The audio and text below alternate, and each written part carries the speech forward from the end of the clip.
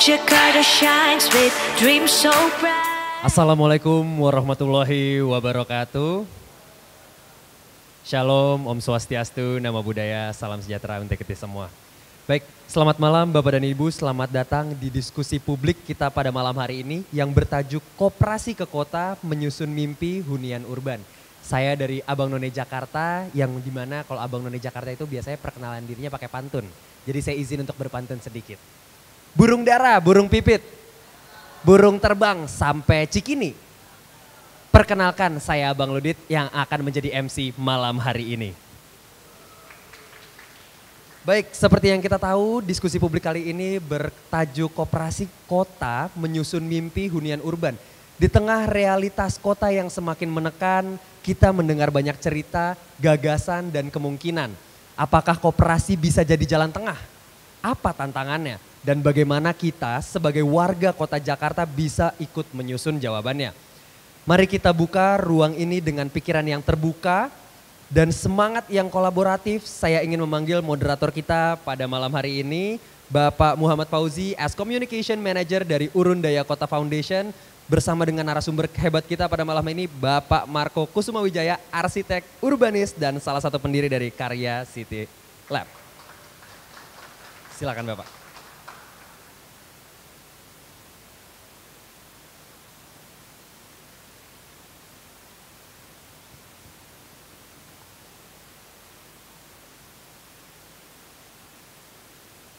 Assalamualaikum warahmatullahi wabarakatuh. Shalom, Om Swastiastu, Namo Buddhaya, salam kebajikan Bapak Ibu sekalian yang sudah ikut hadir dalam sesi dari Koperasi ke Kota Menyusun Mimpi Hunian Urban yang akan bersama dengan Pak Marco Kusumawijaya. Bapak Ibu sekalian, sekali lagi saya ucapkan terima kasih atas partisipasinya dalam kegiatan Jakarta Future Festival 2025 yang mengangkat tema Collaborate to Elevate. Perkenalkan, saya Muhammad Fauzi selaku Communication Manager dari Urun Daya Kota Foundation yang akan menjadi moderator untuk sesi kita pada malam hari ini. Nah, mungkin selayang pandang terkait dengan Jakarta Future Festival, Bapak Ibu sekalian, ini merupakan sebuah momentum perayaan kolaborasi kota yang dirancang sebagai ruang ekspresi, kemudian juga ruang eksplorasi, hingga juga idealisasi lintas sektor untuk menyambut banyak momentum strategis yang ada di kota Jakarta. Mulai dari penyusunan rencana jangka panjang kota dari 2025 sampai 2029, kemudian 500 tahun usia kota Jakarta hingga visi Jakarta sebagai top 20 global city.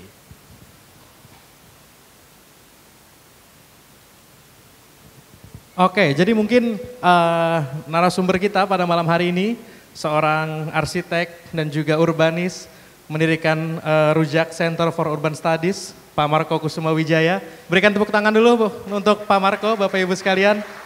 Seorang yang mungkin cukup familiar Bapak Ibu sekalian di sesi kita, dan kita hari ini akan lebih mengulik terkait koperasi dan juga hunian dalam sebuah lanskap kehidupan perkotaan yang terus berkembang hingga sekarang. Nah, Pak Marco, mungkin sekarang saya buka dengan pertanyaan nih Pak Marco. Kenapa pada akhirnya Pak Marco punya ide untuk menyelami lebih dalam hubungan antara koperasi dan juga hunian ini, Pak Marco? Apa ide awalnya Pak Marco? Silakan. Boleh, silakan Pak Marco.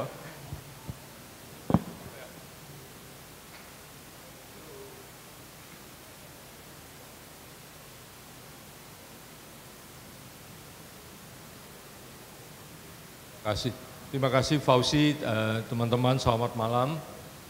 Selamat datang di acara Karsa City Lab. Saya tadi sudah dikenalkan oleh Fauzi ya, bicara tentang koperasi perumahan sebetulnya di dalam kota. Ini sebetulnya cerita dari pengalaman tetapi pengalaman yang didasari oleh berbagai pemikiran. Saya akan mulai dengan permasalahan dulu kan. Mungkin saya kira ini semua teman-teman sudah sangat familiar dengan persoalan ini, masalah krisis perumahan di seluruh Indonesia tentu saja, tetapi tekanan lebih besar di kota-kota besar, bukan hanya Jakarta. Di sosial media kita melihat keluhan-keluhan, banyak sekali anak-anak muda sekarang mengalami kesulitan memperoleh rumah. Datanya memang begitu, jadi itu bukan keluhan-keluhan, saya mungkin lebih baik berdiri ya supaya teman-teman bisa melihat ini. Jadi memang data-data menegaskan itu dengan penelitian yang jauh, misalnya presentase penguasaan hunian itu menurun dalam data 20 tahun terakhir. Kemudian umumnya warga mengupayakan sendiri rumahnya, meningkat. Menjadi sekarang sekitar 70%. Sebagian masyarakat makin sulit menjangkau hunian yang layak gitu. Ada indeksnya, indeks keterjangkauan yang makin kecil yang dapat dijangkau, dan bukan hanya menyangkut orang-orang miskin perkotaan. Desil yang tertinggi pun itu tidak semuanya bisa memperoleh rumah yang layak. Desil tertinggi pun memerlukan bantuan orang tua atau mertua untuk membeli rumah itu.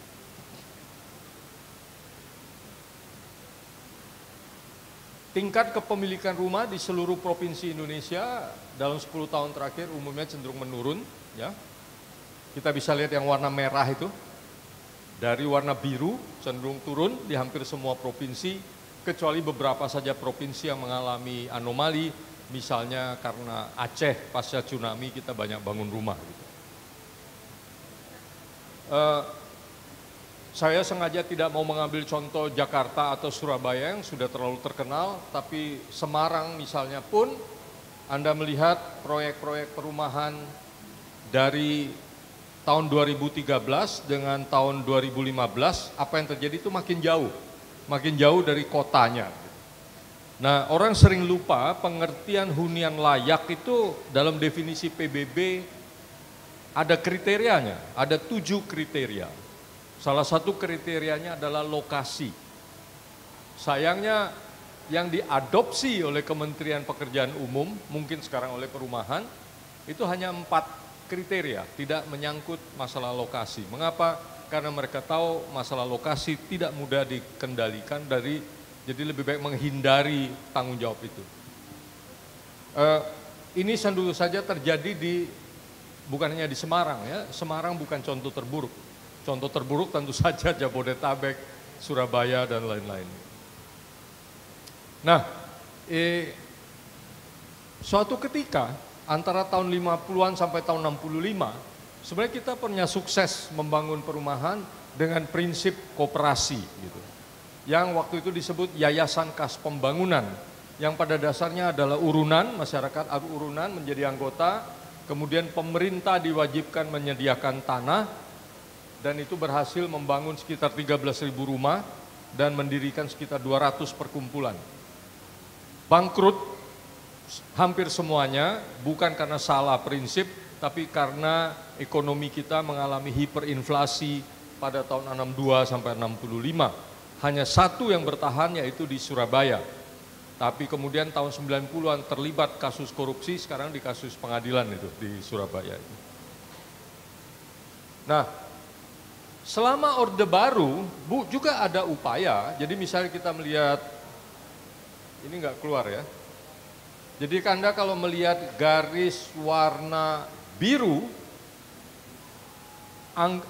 anggaran pemerintah selama Orde Baru dari Pelita 1 sampai Pelita 5 itu naik 6 kali lipat anggaran untuk perumahan, garis warna biru. Tetapi garis warna hijau, jumlah rumah yang dapat dibangun hanya meningkat 2 kali lipat. Ya, dari Pelita 1 sampai Pelita 5. Sebabnya sederhana, karena garis merah itu. Karena harga rumah naik terus. Mengapa bisa terjadi begitu? Karena prinsip yang salah, yaitu subsidi yang dilempar ke pasar bebas, diberikan kepada kepemilikan pribadi. Dalam keadaan demand dan supply yang sangat besar perbedaannya, maka harga selalu naik. Artinya sebetulnya rumah tidak bisa berperilaku sebagai komoditas karena dia tidak elastis terhadap demand maupun supply. Berapapun supply Anda tambah, harganya tetap naik. supply-nya berapapun demand-nya turun, kenyataannya demand-nya nggak pernah turun gitu karena negara sedang berkembang. Jadi prinsip mensubsidi pasar dengan kepemilikan pribadi itu salah karena meskipun anggaran meningkat 6 kali lipat, 6 kali lipat, tetapi bukan 6 kali lipat, 13 kali lipat ya, tetapi jumlah rumah yang dapat dibangun hanya meningkat 2 kali lipat.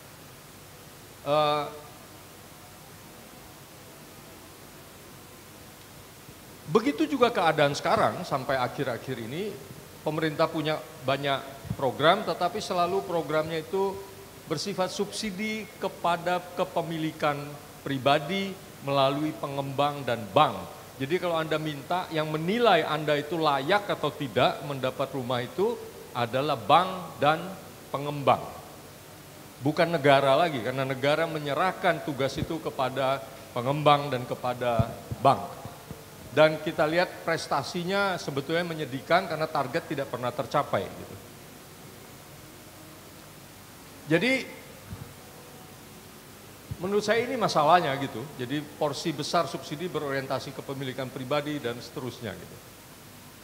Nah, mengapa ya? Karena ini gitu. Jadi tadi pertanyaannya mengapa saya berpikir tentang koperasi? Karena the world is enough for everyone's need, but not enough for everyone's greed. Karena subsidi perumahan yang dilempar ke pasar bebas menjadi kepemilikan pribadi, dalam keadaan demand yang sangat tinggi, maka menjadi spekulasi. Orang yang punya uang beli dengan harga subsidi, tapi permintaan pasar begitu tinggi, dia bisa jual kembali dengan harga yang sangat tinggi. Tentu saja orang memilih itu karena kehidupan yang di sektor-sektor lain sukar. Koperasi sebetulnya sangat berhubungan erat dengan kota, karena koperasi itu kan artinya cooperate ya. Koperasi itu artinya cooperate, artinya mengurus, menjalankan sesuatu secara bersama-sama. Kota sebetulnya secara hakiki adalah bentuk permukiman dengan peluang terbesar atau terkental.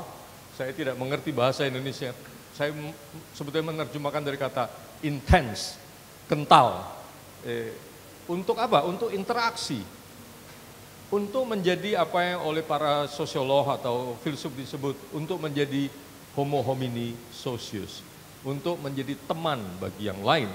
Tentu saja itu bukanlah sesuatu yang otomatis, sebab kalau kita tidak hati-hati dalam keadaan kepadatan tinggi di kota, orang juga bisa menjadi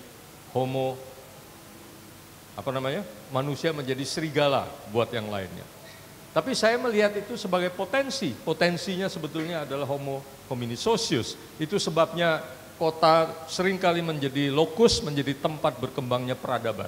Di mana-mana, di dalam sejarah manapun, dari masa yang sangat jauh sampai sekarang, kalau orang membanggakan suatu peradaban, yang dibanggakan sebetulnya adalah kotanya, bukan? Anda tidak bisa membanggakan suatu negara kalau kotanya nggak becus itu, atau kotanya nggak benar. Kota karena itu adalah tempat terbaik untuk koperasi. Jadi dengan dasar pemikiran itu seharusnya subsidi negara ditujukan langsung menurut saya kepada warga seharusnya, tapi bukan perorangan. Karena kalau perorangan dia akan jual lagi kan, karena perbedaan pasar demand yang sangat tinggi dengan supply, tetapi sebagai kolektif melalui pasar sosial. Jadi karena itu muncul gagasan perumahan sosial dan koperasi, itu sebabnya. Nah, perumahan sosial itu definisinya sederhana, yaitu cadangan perumahan yang dibangun dan dijaga tetap berada di dalam pasar sosial, di luar pasar bebas. Kedengarannya aneh, tapi sebetulnya sangat umum. Kita sudah lihat, kalau teman-teman paling sering dengar tuh pasti Singapura, gitu kan? Singapura itu memang luar biasa karena antara 94 sampai 97% penduduknya memiliki rumah. Mungkin kalau saya tidak kasih angka perbandingan agak nggak ngeh gitu ya. Pada umumnya negara-negara maju, apalagi di kota-kota besar kapitalis, kepemilikan rumah itu umumnya cuma 49 sampai 50-an%. Begitu juga Jakarta. Jakarta itu pada 60-an, 69%. Pada tahun 2020 turun menjadi 49%. Jadi Singapura memang kasus yang unik, tapi mengapa dia bisa begitu? Karena sebetulnya semua perumahan di Singapura itu adalah perumahan sosial. Anda beli dari negara, dari Housing Development Board, dengan tabungan Anda yang disebut Central Provident Fund, tabungan wajib, semua warga negara Singapura melakukannya, dan dengan uang itu bisa mencicil rumah melalui Housing Development Board yang seharusnya kalau di kita itu Perumnas. Lalu Anda tidak bisa jual bebas itu. Syaratnya 5 tahun pertama sama sekali tidak boleh jual. Sesudah itu juga tidak boleh jual, kecuali kembalikan kepada Housing Development Board. Jadi dia terisolasi dari spekulasi harga pasar. Tahun 90-an itu memang agak dibebaskan karena ada liberalisasi, saya mengalami karena saya diutus oleh tempat kerja saya untuk melihat keadaan bisnis properti di Singapura. Karena begitu Singapura membuka bisnis propertinya itu, mereka diserbu oleh orang-orang Indonesia. Orang-orang Indonesia sudah berpengalaman dalam bisnis properti karena dari dulu bebas gitu kan, dan disubsidi lagi oleh negara. Jadi di Singapura itu sebenarnya kita melihat ada dua yang penting, yaitu lembaga pengumpul dan pengelola dana. Dalam hal Singapura Central Provident Fund, dalam hal kita seharusnya Tapera gitu. Lalu ada lembaga yang mengembangkan dan menjaga stok itu supaya tidak terlempar ke pasar. Itu seharusnya seharusnya Perumnas. Di Singapura itu adalah Housing Development Board. Di dalam undang-undang kita seharusnya disebut itu, pemerintah harus membentuk badan pelaksana dengan tugasnya menjaga stok perumahan sosial. Tapi sampai sekarang tidak terjadi. Jadi apa yang sebetulnya sudah diamatkan oleh undang-undang tidak dilakukan oleh pemerintah, dengan menteri yang sekarang malah tetap saja bekerja melalui pengembang, subsidi negara dilempar ke pengembang. Kalau logika pasar bebas yang diikuti, sekarang kita melihat dampaknya yang paling sederhana, yaitu ukuran rumah makin kecil. Para arsitek harusnya marah. Mengapa arsitek yang selalu harus mengalah itu? Mengapa bukan ekonom yang disuruh sediakan uang lebih banyak, usahakan supaya harganya lebih murah sehingga bangunannya tidak makin kecil. Jadi kami ini arsitek itu memang jadi korban. Selalu arsitek suruh bikin makin kecil gitu. Menurut saya itu salah. Tapi itu adalah konsekuensi logis ketika orang hanya berpikir mengadakan perumahan melalui pasar bebas, terutama di dalam konteks negara sedang berkembang ketika demand sangat besar dibandingkan dengan supply. Nah, dalam rangka itu kami sudah mencoba, tadi saya sebut ya, ada Yayasan Kas Pembangunan 5265, zaman Bung Hatta memperjuangkan koperasi, kemudian sebetulnya didukung oleh Sumitro Joyo Hadikusumo, ayah dari presiden sekarang, yang saya nggak tahu mereka membaca atau tidak. Kami berusaha memberitahu, tapi saya tidak tahu dia membaca atau tidak gitu. Ya, karena waktu itu Pak Sumitro diundang untuk menghadiri Kongres Perumahan kedua pada tahun 1952. Solusinya dia bilang itu, bikin Yayasan Kas Pembangunan, kepala daerah jadi ketua, daerah menyediakan tanah seperti sekarang di Kampung Susun Akuarium, ada teman-teman dari Kampung Susun Akuarium, tanah dan bangunan bahkan dibangun pemerintah, tapi diserahkan kepengurusannya kepada masyarakat yang membentuk koperasi. Jadi Anda tidak bisa menjual Anda punya itu ke pasar bebas. Kalau Anda mau keluar, ya Anda harus kembalikan ke koperasi, koperasi akan mencari pengganti Anda, yaitu orang-orang yang memenuhi syarat. Di dalam tradisi kita sebetulnya rumah selalu dibangun bersama. Ini saya bisa sebut banyak sekali tapi tidak usah dirinci barangkali ya.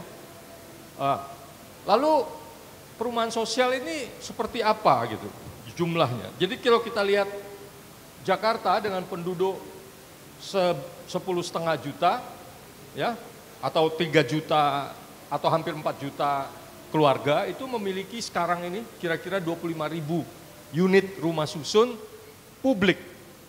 Jadi perumahan sosial yang dikelola langsung oleh pemerintah itu disebut perumahan umum atau publik. Tapi perumahan sosial punya bentuk lain, misalnya yang dikelola oleh koperasi seperti akuarium dan nanti di tempat kami di Menteng.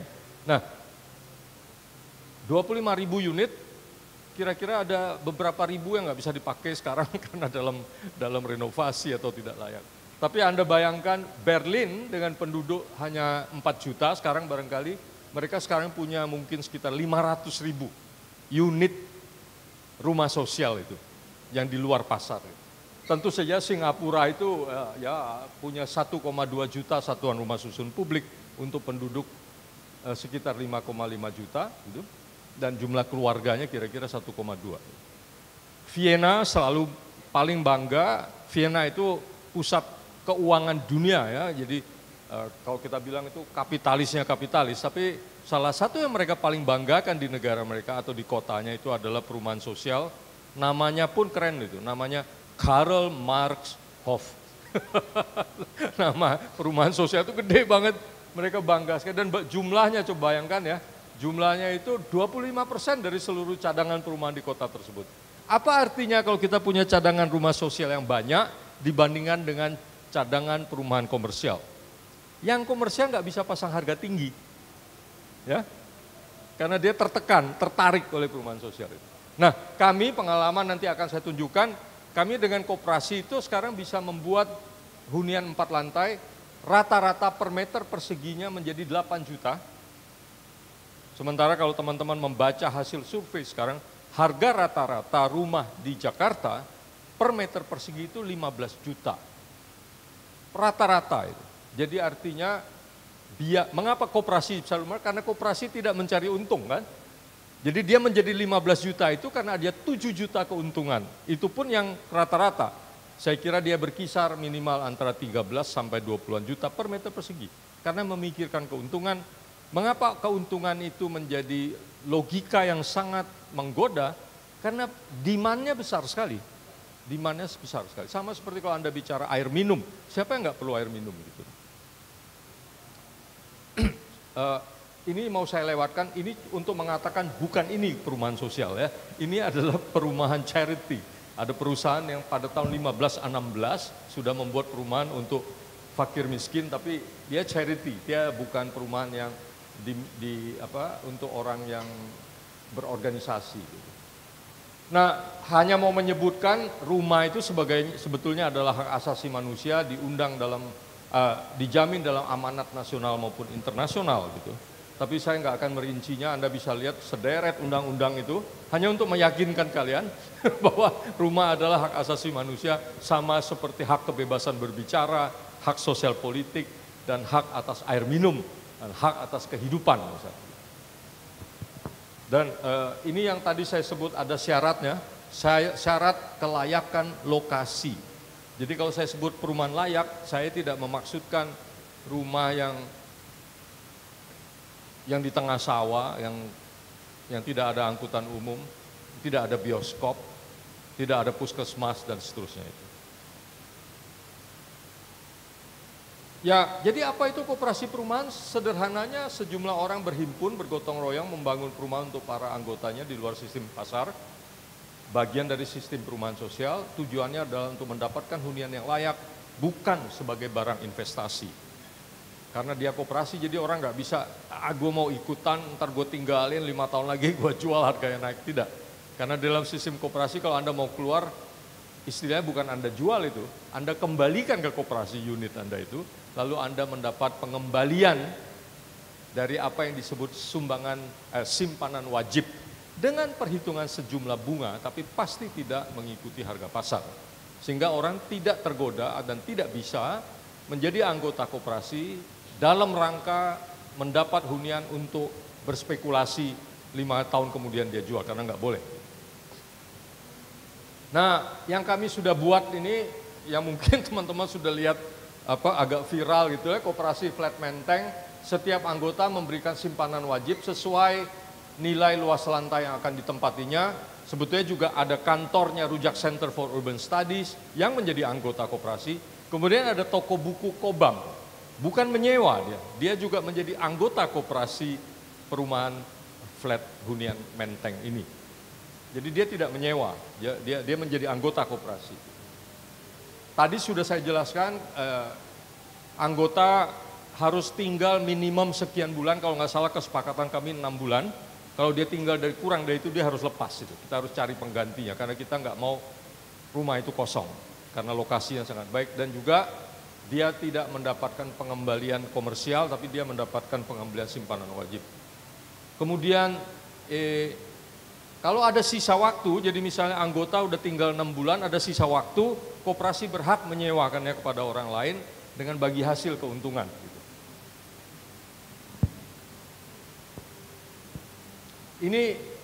Ini yang kami buat, ini foto lama ya, kalau nggak salah. Jadi ini kelihatan ada toko buku Kobam, silakan datang. Hari Senin libur, Selasa sampai Sabtu buka jam 11 sampai jam 7, hari Minggu buka jam 8 sampai jam 5. Tapi kami sudah didahului oleh Kampung Susun Akuarium sebetulnya. Ada teman-teman dari Kampung Akuarium? Ada tuh tadi. Ya, sudah didahului dan ini melalui proses yang panjang. Kami dulu harus meyakinkan pemerintah bahwa warga yang sudah berkoperasi mampu mengelola rumah susunnya itu. Dengan membuktikannya mereka telah mengikuti latihan ini, latihan itu, latihan ini, latihan itu banyak sekali. Sederhananya begini skimnya gitu. Ini tweet saya yang ketika hampir kami huni itu saya bilang dengan ini insya Allah saya dan istri mewariskan bukan hanya tanah kepada anak kami, tetapi juga suatu flat dan komunitas koperasi, suatu ketetanggaan, suatu kehidupan bersama di tengah kesibukan kota. Pada akhir tahun 2004 tuh 2,9 juta views, tapi terakhir saya cek udah 5 juta views itu, mendekati 5 juta.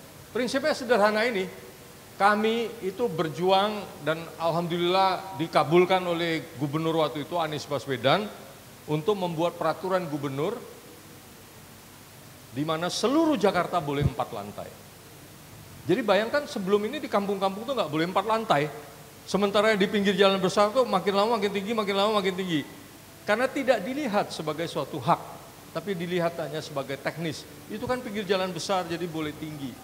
Tidak sadar atau sadar tapi pura-pura tidak mau tahu bahwa kalau Anda mendapat hak untuk membangun lebih tinggi, Anda mendapat rezeki nomplok kan. Lalu mengapa kami di kampung nggak boleh? Anda lihat sekarang di Jakarta, sebetulnya bangunan-bangunan tinggi itu hanya sepanjang jalan-jalan besar yang terbatas. Jalan Rasuna Said, Jalan Muhammad Husni Tamrin, Jalan Sudirman, Jalan Lingkar Luar Barat, Jalan Lingkar Luar Dalam, Jalan Lingkar Luar, Jalan Lingkar Luar. Di dalamnya itu sebetulnya hanya 1-2 lantai. Kalau Jakarta dibangun seluruhnya 4 lantai, kita tidak perlu bangunan 20 lantai, bahkan kita tidak perlu bangunan 8 lantai. Karena dengan 4 lantai, Jakarta akan meningkat kapasitasnya ya minimal 4 kali gitu. Nah dalam halnya rumah saya, dulu saya tinggal di tanah ini, luasnya cuma 250, luas rumah saya 100 meter persegi, tinggal bertiga. Kok ini gambarnya kok kena 4 ya, saya cuma bertiga kok, bukan berempat. ada yang nambahin nih gitu. Dan 1 keluarga.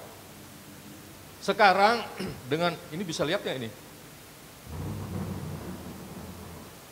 Ini sekarang ada 6 keluarga dengan potensi menjadi 7 keluarga karena anak saya sebetulnya udah dewasa dan dia sebetulnya bisa memisahkan unitnya sendiri. Tapi dia masih single, masih available kalau ada yang mau.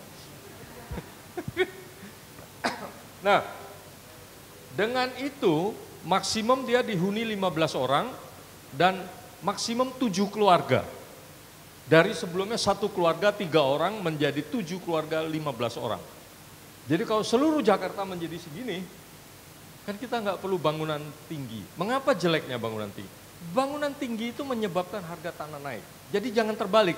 Jangan karena harga tanah tinggi maka dibangun tinggi. Terbalik itu. Karena bisa membangun tinggi maka harga tanahnya naik. Karena apa? Karena demand yang jauh-jauh melebihi supply dalam konteks negara sedang berkembang. Nah menurut saya kenyataan ini yang lalai dilihat oleh perencana pembangunan kita. Kalau ditanya kenapa begitu ya biasa aja kan, emang banyak juga hal lain yang tidak benar kan. Makan siang gratis, sorry. Ya sederhananya jadi begitu. Dan keuntungannya adalah bahwa ada toko buku, ada kantor Rujak Center for Urban Studies, di atasnya ada keluarga yang punya anak kecil, ada yang belum berkeluarga, ada yang berkeluarga tapi belum punya anak. Jadi kemudian udah ada kesaksian dari teman salah satu anggota koperasi, biaya perjalanannya turun menjadi separuh per bulan.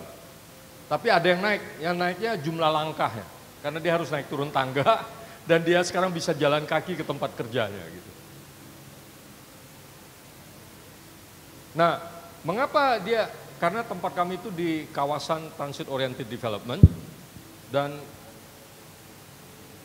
menurut saya teman-teman harus berjuang supaya di transit oriented development itu justru jangan berpikir komersial. Jangan wah karena dia di transit oriented development maka dia dibuat apartemen mahal. Terbalik, karena yang membutuhkan TOD adalah orang miskin. Atau sebetulnya saya tidak tepat juga bilang orang miskin. Teman-teman ini kan tidak miskin ya, teman-teman ini berpenghasilan menengah, kan kesulitan juga kan dapat tempat tinggal di Menteng atau di Kuningan atau di TOD. Dan itu bukan pendapat saya aja, ini Profesor Tetsuo Kidokoro, Profesor Emeritus Tokyo University, dia bilang sesudah dia meneliti kota-kota dia bilang sekarang ini justru di kawasan TOD harus ada hunian terjangkau. Kita mesti mendesak pemerintah kita untuk itu. Ini yang sedang dikembangkan oleh teman-teman, ada di belakang Galuh, dia punya tanah di sini, dia mau mengembangkannya dengan cara seperti yang kami kembangkan di Menteng itu. Jadi lokasinya berdekatan dengan stasiun Matraman ya, bisa jalan kaki dan sekelilingnya ada berbagai fasilitas, tanahnya segini, kita lagi bermimpi menjadi begini, ada tipe 40, ada tipe 60, ada tipe 80, ada area komersial di bawahnya. Kalau teman-teman tertarik bisa daftar, kalau nggak salah ada formulirnya ya di depan ya. Jadi nggak usah saya jelasin panjang lebar. Ini gambaran di tempat lain, tapi kalau lihat dari bentuk tapaknya kan bisa begini kira-kira ya. Kira-kira ini. Ini ada sumbernya kok disebut, jadi hanya untuk ilustrasi. Tipenya bisa begini, tipe 40, 60, 80. Yang kami mau tekankan selalu ada balkon.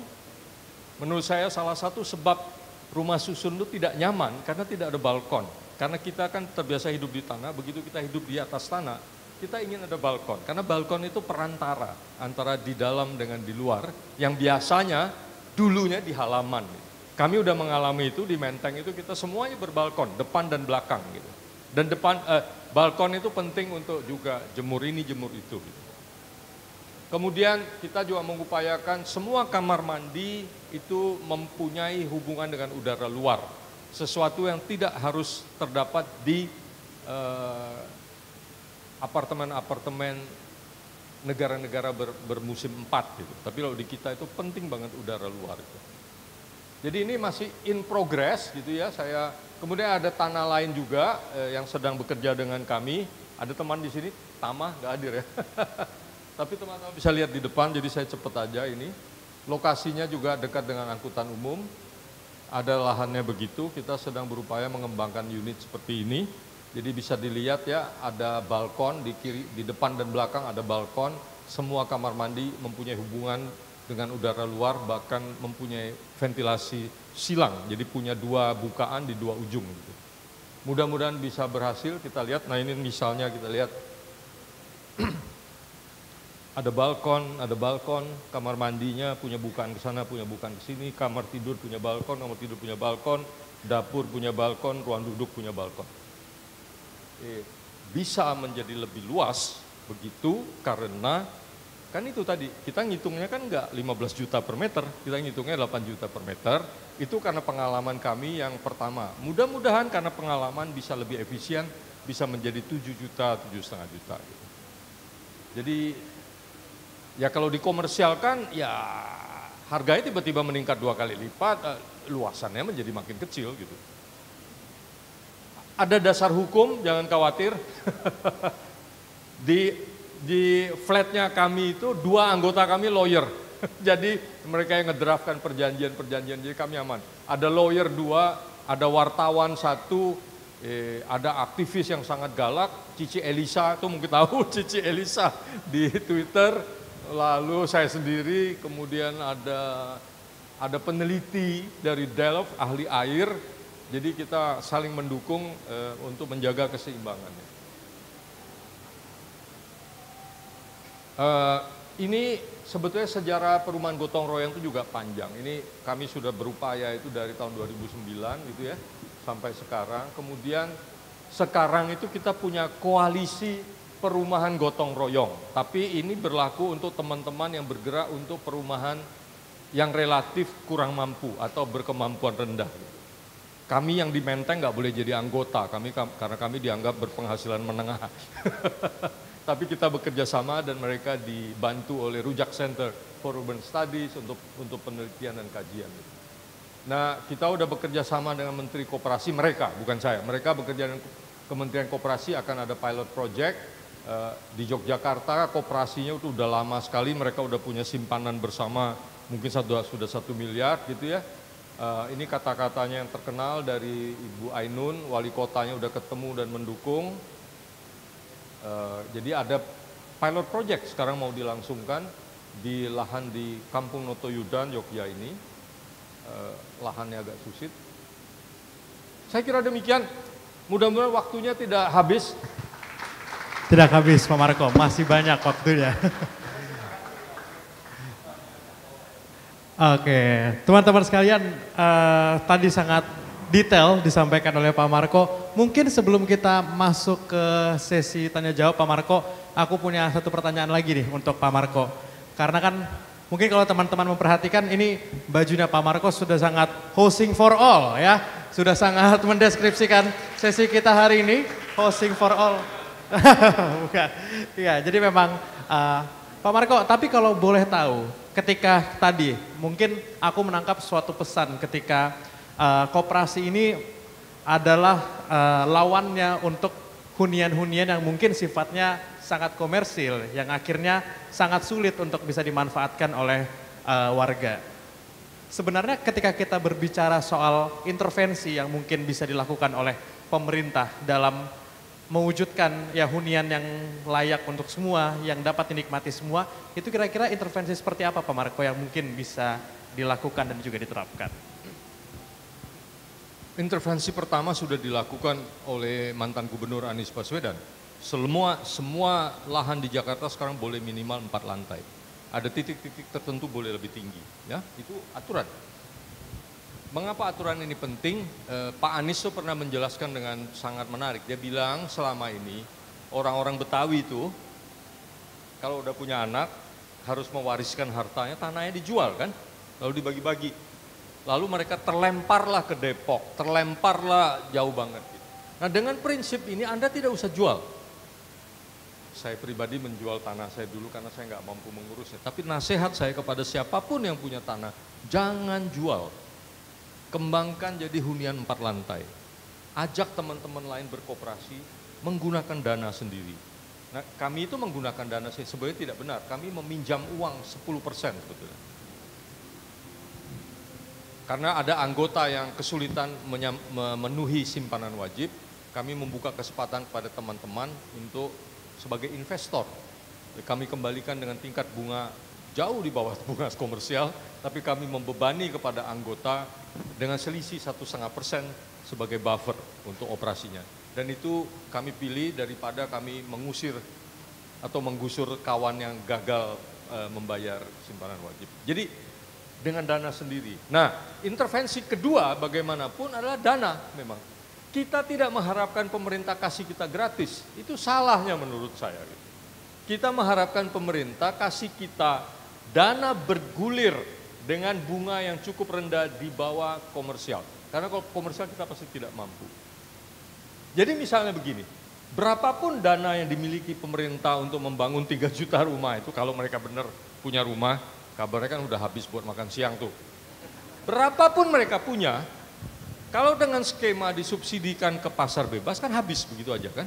Tiap tahun nambah lagi, nanti seperti yang saya bilang tadi, 5 pelita Orde Baru itu datanya solid itu karena datanya dibikin oleh Kementerian Perumahan sendiri gitu. Kalau dengan sistem dana bergulir, tidak hilang itu uang. Kasih ke koperasi dengan bunga rendah, kita kembalikan. Nanti itu pindah ke koperasi yang lain, pindah ke koperasi yang lain. Bagaimana menyeleksinya? Yang melamar, memohon, lalu dinilai dong kesiapan koperasi. Koperasi itu kan ada syarat-syaratnya, udah ada undang-undangnya. Koperasi itu disebut dalam undang-undang dasar dan nggak pernah mendapat perhatian gitu, karena dianggap musuh dari pasar komersial. Nah, persoalannya sekarang menurut saya bukan lagi persoalan ideologis seolah-olah koperasi itu kiri gitu, enggak. Sekarang ini masalahnya krisis.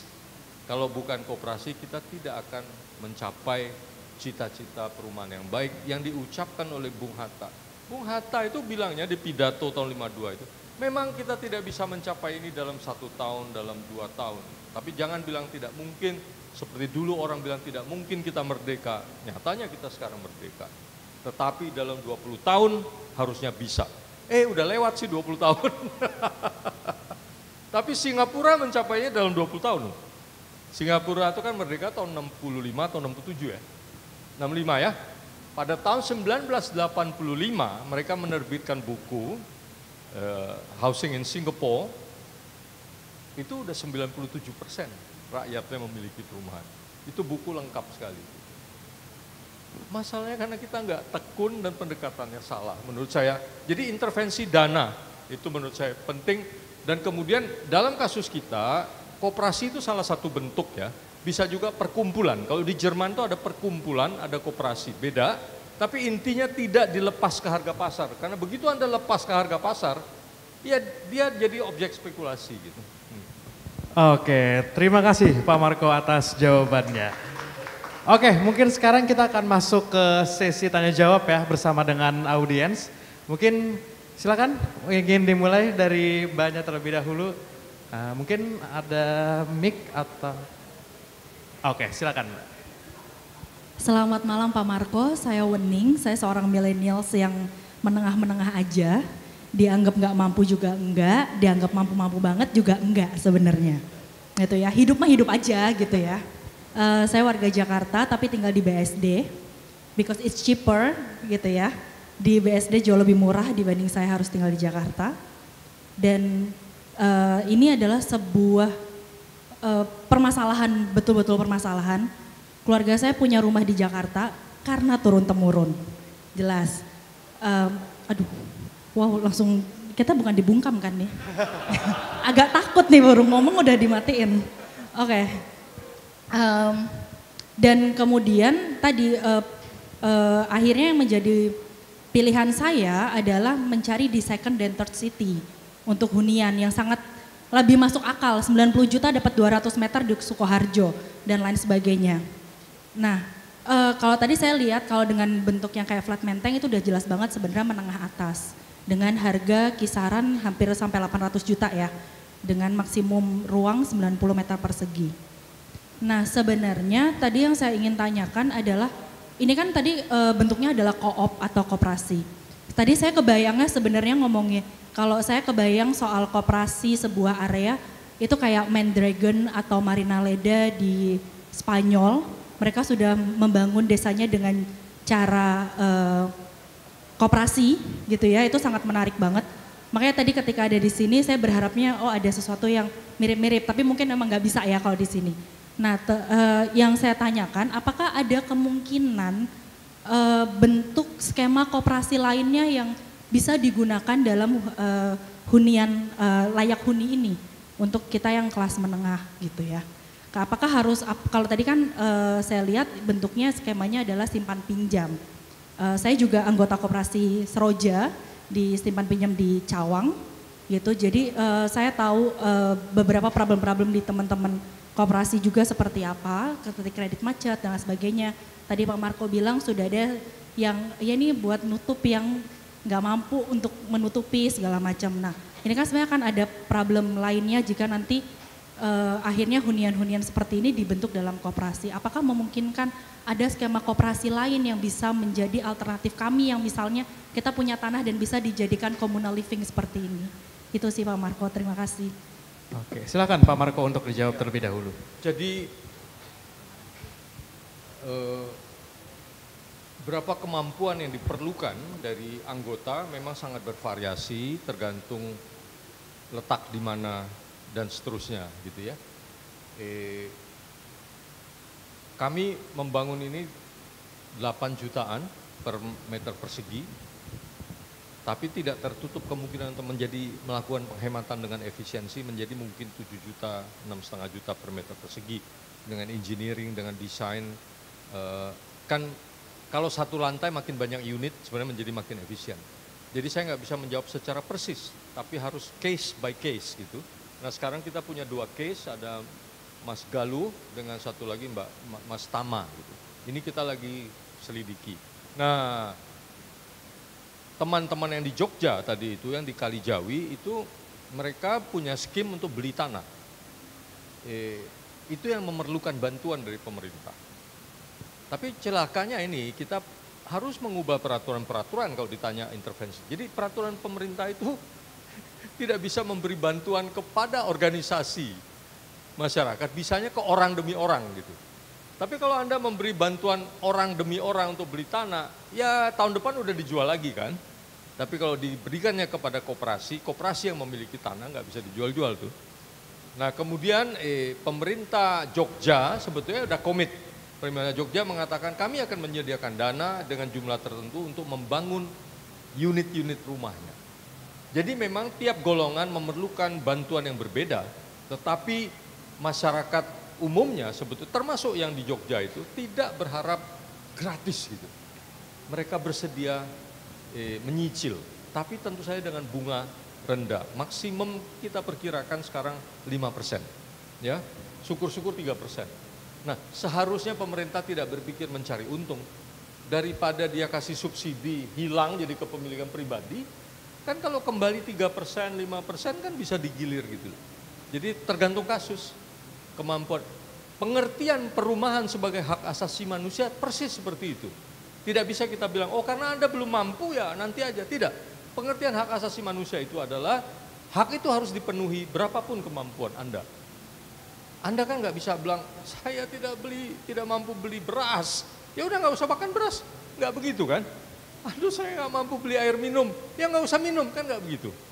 Anda nggak punya rumah, ya diusahakan. Yang usahakan itu bukan hanya dengan dikecilin-kecilin terus rumahnya, karena itu menjadi tidak manusiawi juga. Jangan lupa pemerintah sekarang ini bukan hanya mengecilkan ukuran rumah, dia mengecilkan ukuran minimum ruang per pribadi, per individu dari 9 menjadi 7,2 meter persegi. Curang sekali pemerintah. Tapi kecurangan itu, ada yang dengar di luar kecurangan gitu. Tapi kecurangan itu terjadi sebenarnya karena logika yang salah gitu loh. Karena pendekatannya salah, ya udah nyari kecurangan terus gitu. Kira-kira menjawab begitu ya, tidak memuaskan tapi kurang lebih begitu.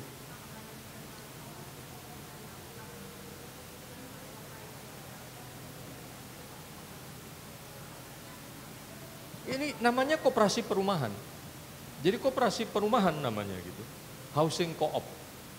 Artinya Anda menyumbang, bukan menyumbang ya, menyimpan simpanan wajib kalau kami senilai luas ruangan yang Anda punya. Jadi misalnya komunitas bambu itu punya toko buku kan, itu kan luasnya saya nggak tahu tuh sekitar 4 kali, mungkin sekitar 20 meter persegi, maka dia menyetor simpanan wajib senilai 20 kali 8 jutaan gitu.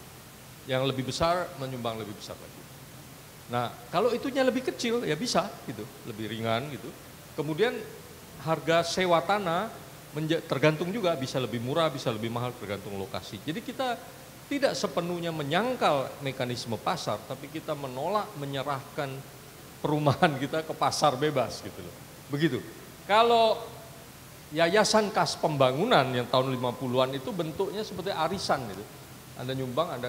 Nah, kalau Singapura itu kan juga arisan ya sebetulnya. Jadi Anda ada simpanan wajib, Central Provident Fund sebetulnya dipakai untuk apa saja. Anda kalau pensiun juga dapat pensiunnya dari situ gitu. Tapi boleh dipakai untuk beli rumah. Tapi pemerintah kemudian menyerahkan hasil pembangunan rumahnya itu dan dikelola oleh Housing Development Board, seharusnya oleh kita Perumnas. Tapi selama Orde Baru itu mengalami penyimpangan-penyimpangan. Anda tahu dua menteri perumahan kita pertama-tama bukan pengusaha, tapi aktivis 66 ya, Kosmas Batubara, Akbar Tanjung. Uangnya banyak karena hasil minyak. Tahun 80-an uang minyak habis, pemerintah berpikir harus komersial. Menteri berikutnya adalah pengusaha properti, Siswono Yudohusodo. Jadi dari situ kita udah kelihatan salahnya gitu. Rumah diserahkan kepada swasta. Dan pidato presiden waktu itu jelas sekali. Di situ kita mulai salah. Sampai sekarang tidak disadari. Itu celakanya. Karena itu kita terus berjuang. Mohon maaf, saya ini udah 40 tahun bergerak di bidang ini. Dan saya mewarisi ilmu dari banyak sekali generasi di atas saya. Sama aja pesannya untuk disampaikan. Karena berpikir yang salah itu repot. Kita bersyukur Anies Baswedan paham. Karena itu dia bikin peraturan 4 lantai itu. Mudah-mudahan ya mari kita berjuang terus, jangan menyerah. Oke, terima kasih. Semoga menjawab ya Mbak terkait dengan jawaban dari Pak Marco. Aku buka lagi, silakan untuk pertanyaan. Mungkin silakan Mbak, boleh untuk disampaikan, diperkenalkan dulu dirinya. Oke, perkenalkan saya Niken. Saya mau tanya, sebagai pemula gitu ya misalnya, saya tertarik sekali memang dan saya siap menjadi klien atau nasabah sepertinya. Pertama sebagai pemula, apakah kita tuh nyari teman dulu untuk misalnya berkumpul atau berkooperasi, atau kita itu kayak bikin modeling dulu.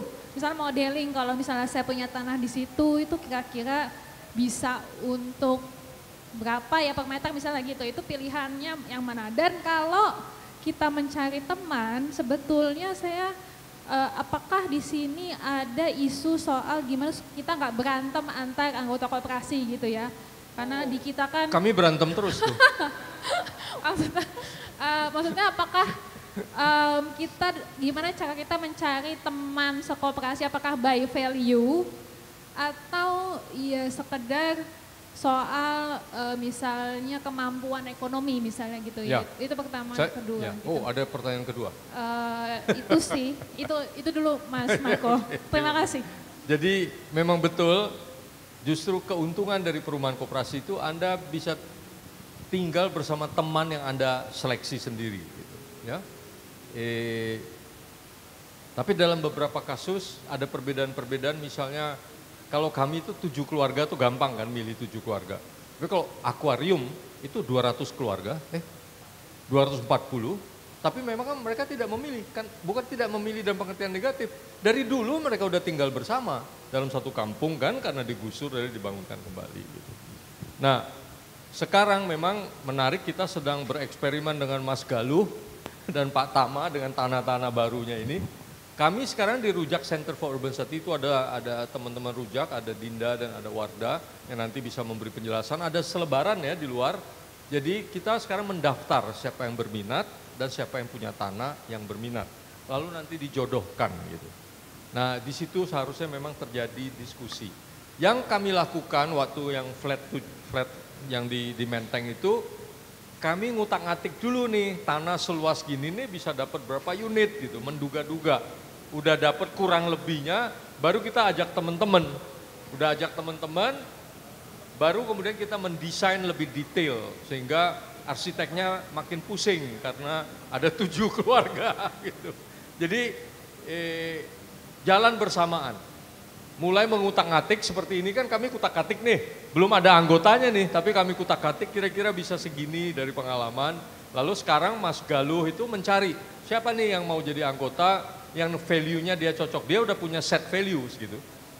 Value-nya sebetulnya yang sangat normal ya, yang setuju paling penting itu bahwa Anda tidak mencari rumah untuk investasi ya, Anda cari rumah untuk tinggal gitu. Kemudian dan lain-lain lah ya, misalnya kalau berantem tuh ya, saya sampai kemarin juga masih berantem sama Cici Elisa tuh.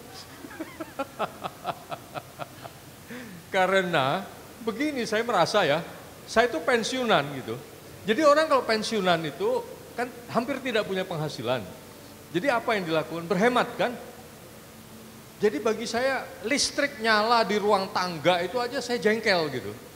Udah sering lupa teman-teman itu, lupa kalau udah naik, lupa dimatikan. Tapi memang ada masalah settingnya salah, jadi harus di set ulang, jadi bisa dimatikan dari mana saja. Jadi itu berantem terus tuh. Jadi karena itu memang syarat dari perumahan koperasi itu adalah kemampuan berorganisasi ya. Dan menurut saya itu baik buat kehidupan sebuah kota. Kalau jumlahnya dikit lebih mudah, Anda mengajak teman-teman sendiri. Kalau enggak ya dalam proses membentuk koperasi, itu biasanya terjadi proses menjadi berteman. Jadi memang ya itu tadi saya katakan hidup di kota itu adalah suatu potensi untuk menjadi homo socius, homo homini socius. Harus dibina gitu. Dan saya kok optimis bahwa manusia bisa begitu. Contohnya mau akuarium tuh dari dulu mereka udah tinggal, tentu saja ada yang berantem, ada biasa aja. Tapi kan nggak sampai menghancurkan bangunannya. Oke, siap. Semoga menjawab ya, Mbak Niken, jawaban dari Pak Marco. Aku buka pertanyaan terakhir, Bapak Ibu sekalian, jika ada yang ingin bertanya, bisa mengangkat tangan. Oke, boleh yang di belakang diberikan untuk mikrofon dan boleh memperkenalkan diri. Tes. Salam kenal, saya Yasmin, saya seorang Gen Z yang menginginkan perumahan, yang ingin segera memiliki rumah ya.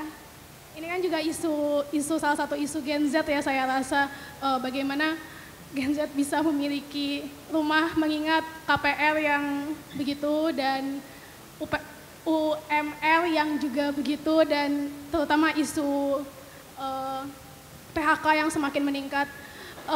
Jadi saya sangat topik saya datang ke sini tuh untuk topik ini, dan ya saya antusias sekali, setuju sekali dengan apa yang Pak Marco katakan tentang perumahan koperasi.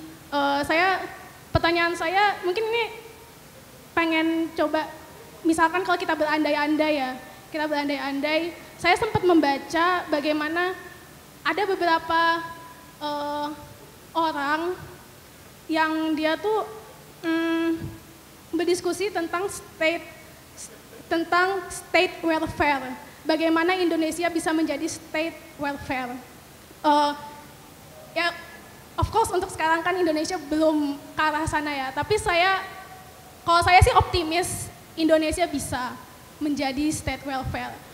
Mengingat Pancasila dan Undang-Undang Dasar 1945. Jadi mau berandai-andai sih ya, bagaimana andaikan Indonesia adalah state welfare. Saya ingin bertanya, bagaimana sih perumahan koperasi ini berjalan di negara Indonesia yang andai kata adalah sebuah state welfare, dan bagaimana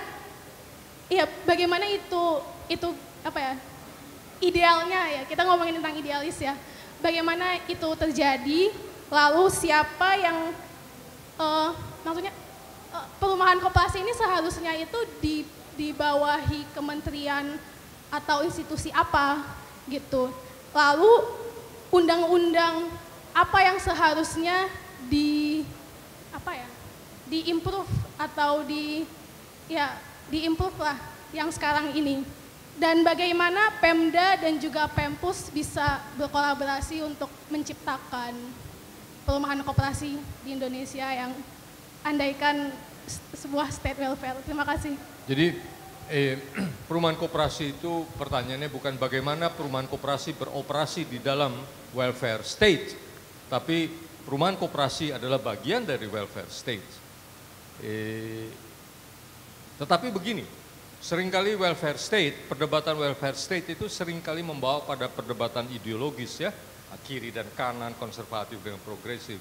Itu yang saya mau hindari, tapi dengan argumen bahwa dalam keadaan ekonomi sekarang, dengan slide-slide pertama tadi, perumahan kita mengalami krisis. Gitu. Dan tidak perlu ideologi, koperasi adalah satu-satunya jalan menurut saya. Lalu pertanyaan berikutnya soal apa tadi ya, lupa saya. Oh, peraturan, kita tidak perlu peraturan lagi, kita perlu kebijakan. Paling-paling peraturan yang harus dirubah adalah peraturan pada tingkat menteri. atau pada tingkat presiden. Dan itu artinya kebijakan. Kalau undang-undangnya sudah ada. Kita udah punya undang-undang perumahan, undang-undang rumah susun yang mewajibkan pemerintah membentuk badan pelaksana untuk menjaga stok rumah susun sebagai perumahan sosial yang tidak boleh dilepas ke pasar. Udah ada undang-undangnya. Kita udah punya Kementerian Koperasi, kita udah punya Kementerian Perumahan.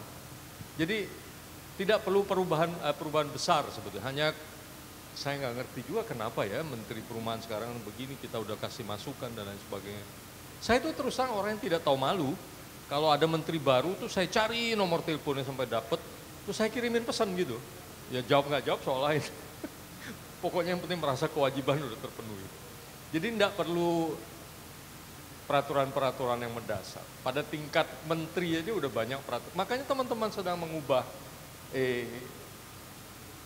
tadi itu perumahan koperasi itu, tapi hambatannya kemungkinan besar hanya di tingkat surat keputusan menteri. Jadi hanya itu yang perlu diubah supaya dana koperasi bisa disalurkan, dana Kementerian Koperasi bisa disalurkan ke organisasi koperasi, bukan ke anggota koperasinya. Kalau itu terjadi, pemerintah kotanya bisa menyanggupi membeli. Jadi pemerintah kota punya anggaran untuk membangun perumahan dan itu sudah terjadi di Solo misalnya. Di Solo zaman Jokowi sebagai wali kota, sekarang masih ada. Kita terlibat karena itu kita tahu teman-teman di Jogja terlibat membangun apa yang disebut rumah deret yang dibangun dengan dana pemerintah daerah di atas tanah pemerintah. Akuarium dibangun pemerintah di atas tanah pemerintah. Dulu kan diperdebatkan, enak aja tuh Pak RT dapat rumah gratis, enggak gratis kan, enggak dimiliki, tapi dijamin hak pakainya minimal berapa? 2 kali 25 tahun gitu. Jadi itu tetap milik pemerintah gitu. Kira-kira begitu jawaban. Memuaskan, Dek? Oke, berikan tepuk tangan yang meriah Bapak Ibu sekalian untuk Pak Marco Kusuma Wijaya. Mungkin itu tadi pertanyaan terakhir ya Pak Marco ya, terkait sesi Q&A kita. Yang pasti harapannya sesi pada malam hari ini sesuai dengan nama acara kita ya, Jakarta Future Festival. The Future of Jakarta adalah bagaimana hunian itu bisa dibangun, salah satunya adalah berbasis koperasi untuk masa depan kota. Sekali lagi terima kasih Pak Marco atas sesi diskusinya. Aku kembalikan kepada MC yang bertugas, silakan. Baik, terima kasih sesi yang sangat menarik. Agenda selanjutnya kita akan melakukan pemberian plakat kepada narasumber yang akan langsung diberikan oleh pihak moderatornya.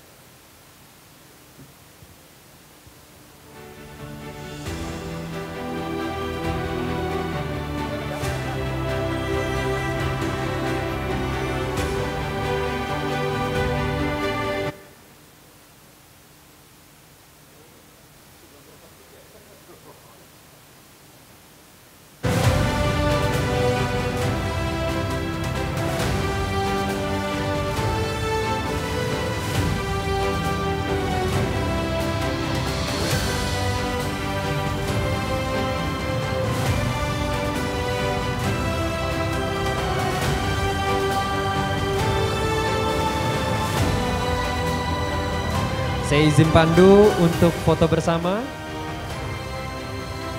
1, 2, 3. Sekali lagi. 1, 2, 3. Oke baik, terima kasih kepada narasumber kita dan moderator. Berikan tepuk tangan yang meriah dong. Oke. Sesi yang sangat menarik, bawa rumah. Oh boleh. Akan ada pemberian souvenir lagi ternyata.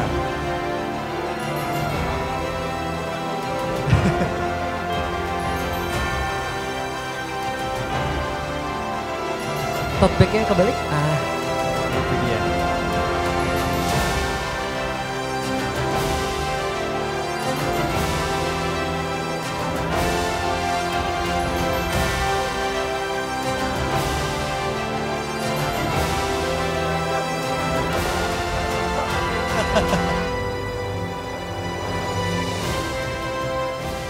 Baik, luar biasa sesi yang sangat menarik. Menyatakan bahwa rumah ternyata bukan hanya soal atap dan dinding, tetapi soal rasa memiliki, rasa gotong royong dan membangun ruang yang tumbuh bersama. Terima kasih kepada narasumber Bapak Marco Kusuma Wijaya dan moderator Bapak Muhammad Fauzi. yang membuka pandangan kita tentang cara lain melihat kota. Dan dengan berakhirnya sesi malam ini maka selesailah rangkaian Wonder Room 2 hari pertama dalam Jakarta Future Festival 2025. Terima kasih atas perhatian, antusiasme dan semangat kolaborasi serta sinergi yang terasa hangat dari siang hingga malam hari ini. Hari ini kita belajar bahwa kota bisa dibaca lewat rasa, dibentuk lewat kebersamaan, dari dapur warga hingga mimpi hunian yang adil dan setara. Semuanya merupakan bagian dari cerita Jakarta ke masa depan. Sampai jumpa besok di sesi-sesi yang tak kalah seru di hari kedua. Terus suarakan ide, terus hidupkan kolaborasi untuk Jakarta yang lebih dari kota global, tapi rumah kita bersama. Dan tentunya acara Jakarta Future Festival 2025 ini dapat terselenggara dengan baik berkat dukungan para sponsor, yaitu PT Bank DKI, PT Pembangunan Jaya, PT Bali Towerindo Sentra Tbk, PT Grab Teknologi, PAM Jaya, PT Jakarta Industrial Estate Pulau Gadung Persero, PT Transportasi Jakarta, PT Food Station Cipinang Jaya, Perumda Dharma Jaya, PT Multi Citra Purnama Kognitif, PT VKTR Teknologi Mobilitas, Perumda Paljaya, Perumda Pasar Jaya, PT Kawasan Berikat Nusantara, PT Jamkrida Jakarta, Perumda Pembangunan Sarana Jaya, PT Pembangunan Jaya Ancol, PT Sewu Segar Nusantara Sunpride, yang dimana acara ini juga diorganized by JXB, yaitu Jakarta Experience Board. Selamat malam Bapak dan Ibu, dan sekian dan terima kasih. Wassalamualaikum warahmatullahi wabarakatuh.